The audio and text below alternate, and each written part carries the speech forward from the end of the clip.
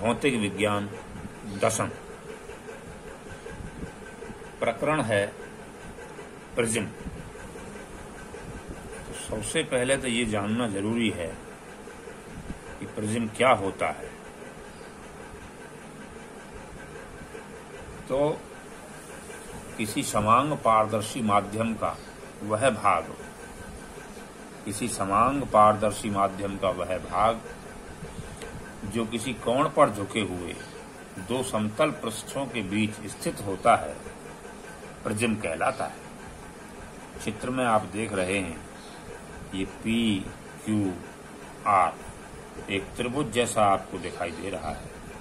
ये कांच की बनी हुई एक ठोस आकृति है जो त्रिभुज जैसी दिखाई दे रही है आपको, इसे प्रिज्म कहते हैं। ये प्रिज्म है, पी क्यू आर एक प्रिज्म है और प्रिज्म का पी क्यू आर मुख्य परिच्छेद है। अब जो प्रिज्म का कोण है पी आर क्यू, इस कोण को हम ए से डिनोट करते हैं। प्रिज्म कोण ए हो गया। अब इस प्रिज्म पर जब प्रकाश की किरण पड़ती है तो ये बीसी किरण, आपतित किरण, ये जब आकर यहां टकराएगी तो ये वायु है बाहर और अंदर कांच में जाएगी। यानी विरल माध्यम से जब सघन माध्यम में किरण जाएगी तो ये अविलंब की ओर झुकेगी। तो एमएन बिंदु सी पर हमने अविलंब डाल लिया और इस अविलंब डाल करके ये किरण जो सीडी के रूप में जा रही है, अविलंब की ओर झुकती हुई जा रही है। तो किरण बीसी जो आपतित किरण थी टकराई, कांच में गई, कांच में जाने पर अविलंब की ओर झुकी और ये किरण अविलंब की ओर झुक करके फिर इस प्रकार सीडी रास्ते पर चली और इसके बाद फिर बिंदु डी पर आई और बिंदु डी पर हम देखते हैं कि अब कांच से वायु में किरण जाएगी तो अविलंब से दूर हटेगी। यहाँ पर एक अविलंब हमने डाल दिया, अविलंब है ये, और इस अविलंब का कोई नाम रख देते हैं। मान लो टी एल, हमने अविलंब का मान रख दिया, नाम रख दिया। अब यहाँ से आई डैश कोण पर ये किरण चली जाती है। अब पहले किरण बीसी मार्ग पर आई, उसके बाद सीडी मार्ग पर चली, अब डी मार्ग पर चली जाती है। ये कोण आई था आपतन कोण, इधर जो अपवर्तन कोण है वो आई डैश है। अब बात ये है तो प्रिज्म जो होता है वो कोणीय विचलन उत्पन्न करता है।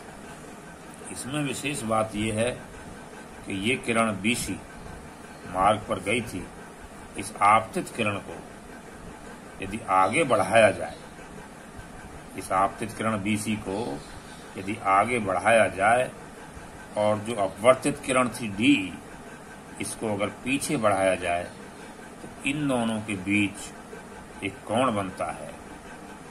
इसे बोलते हैं विचलन कोण। चित्र में जो ये कोण बन रहा है इसे कहेंगे विचलन कोण जी।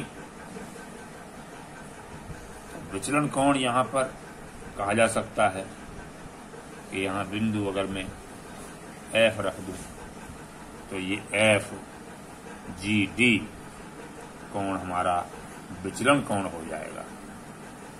अब इसकी विशेषता ये है कि विचलन कोण का मान जो है वो आपतन कोण पर निर्भर करता है और विचलन कोण का मान प्रिज्म के पदार्थ के अपवर्तनांक पर भी निर्भर करता है। यदि आपतन कोण आई को धीरे धीरे बढ़ाया जाए, समझें कि यदि आपतन कोण आई को धीरे धीरे बढ़ाया जाए तो विचलन कोण का मान कम हो जाता है। यानी आपतन कोण बढ़ाने पर विचलन कोण का मान कम होता जाता है और एक विशेष आपतन कोण, जैसे हम बढ़ाते जाएंगे आपतन कोण को, एक विशेष आपतन कोण पर विशेष आपतन कोण के लिए विचलन कोण का मान न्यूनतम हो जाता है, यानी कम से कम हो जाता है। और उसके बाद यदि विचलन कोण को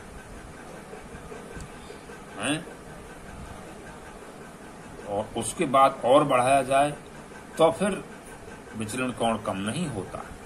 तो यानी कि एक विशेष आपतन कोण के लिए विचलन कोण का मान जब न्यूनतम हो जाता है तो इस न्यूनतम विचलन कोण को प्रिज्म का अल्पतम विचलन कोण कहते हैं। प्रिज्म कोण, आप माना प्रिज्म कोण हमारा आपको स्पष्ट दिखाई दे रहा है, ये प्रिज्म कोण ए है और न्यूनतम विचलन कोण को हम, जो न्यूनतम विचलन कोण है, इसको अगर हम डेल्टा एम कहें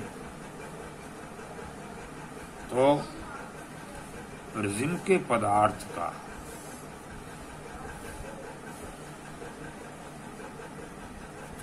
अपवर्तनांक बराबर साइन ए प्लस डेल्टा एम बटे 2 और बटे साइन ए बाई 2। ये प्रिज्म के पदार्थ का अपवर्तनांक निकालने के लिए सूत्र है। अब आगे अगली वीडियो में आप देखेंगे। आज अपने पुस्तक से ये जो क्रिया है, ये कार्य जो मैंने समझाया है, इसे पूरे ध्यान से एक बार पढ़ेंगे।